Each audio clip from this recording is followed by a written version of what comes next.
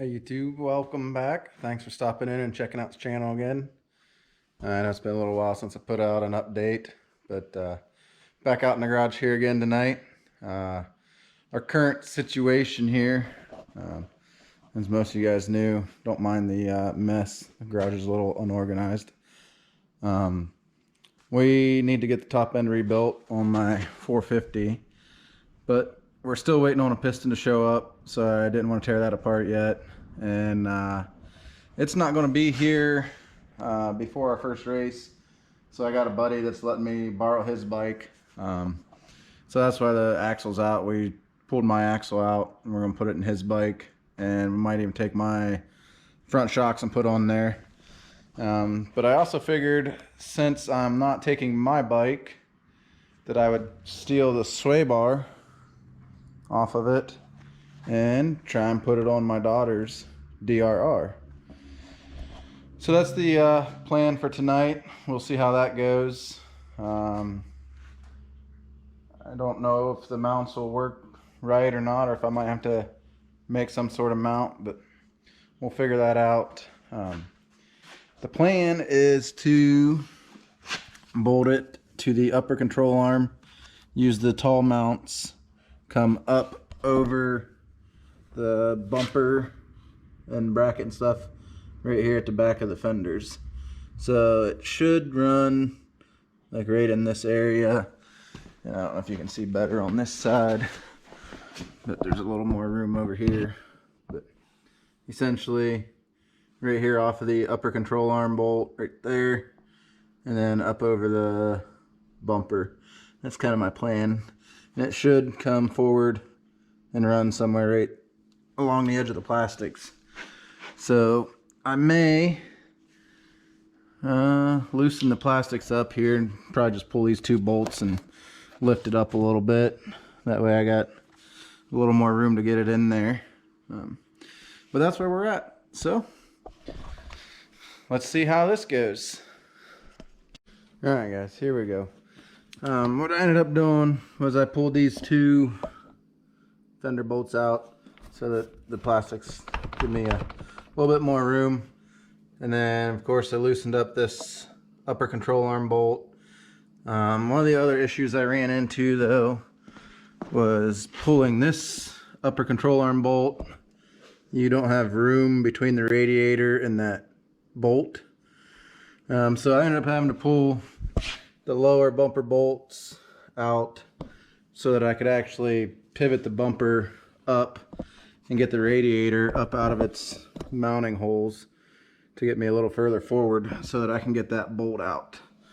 So now I kind of got everything slid back where it's supposed to be, and we'll try and slide this sway bar in.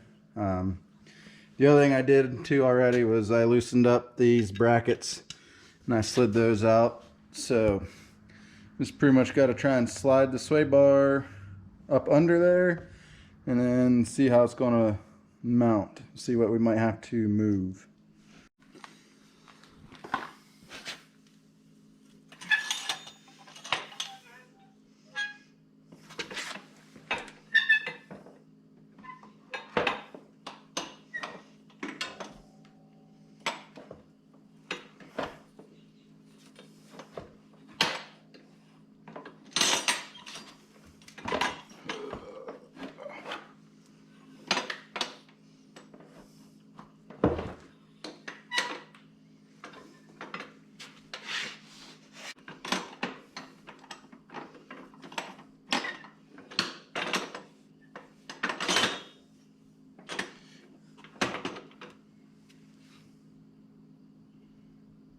Well, it does not look like those are going to work.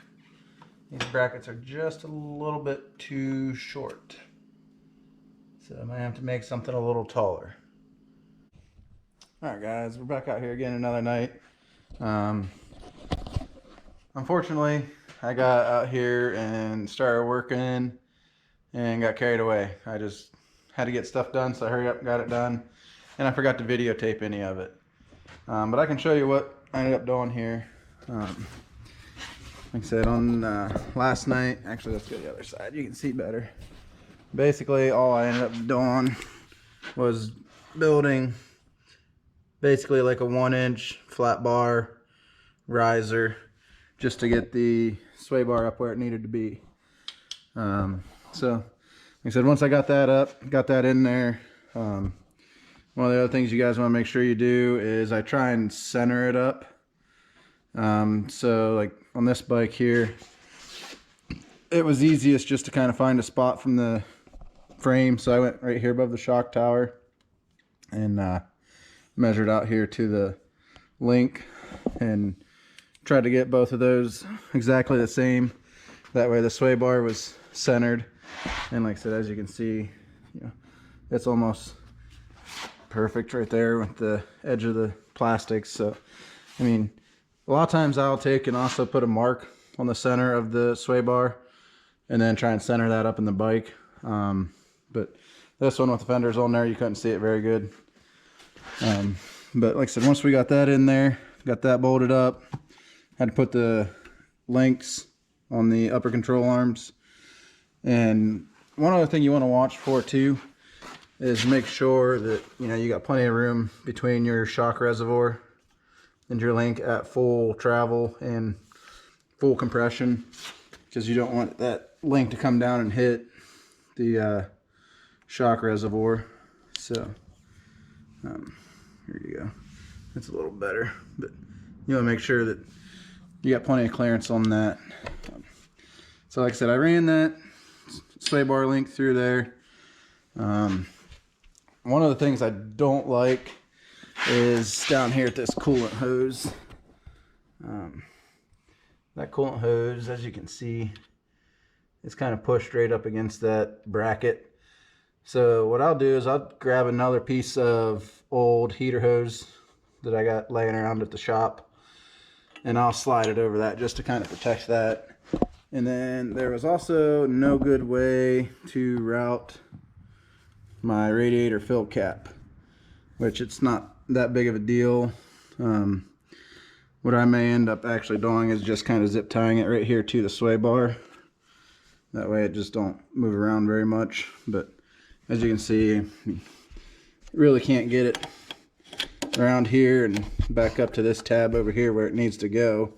Because I mean, the sway bar is in its way, the bracket's in its way. So yeah, that's a little bit of a tight spot. Like I said though, this is also just the linkage that I had off of my Honda 450.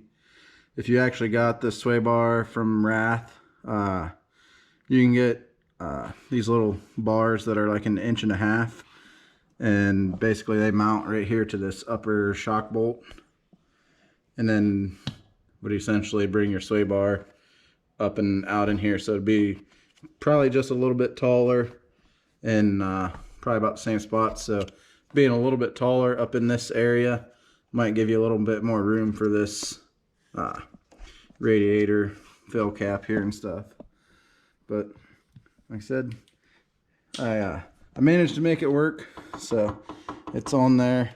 We got 0 preload in it right now, so at least I think what's close to 0 preload.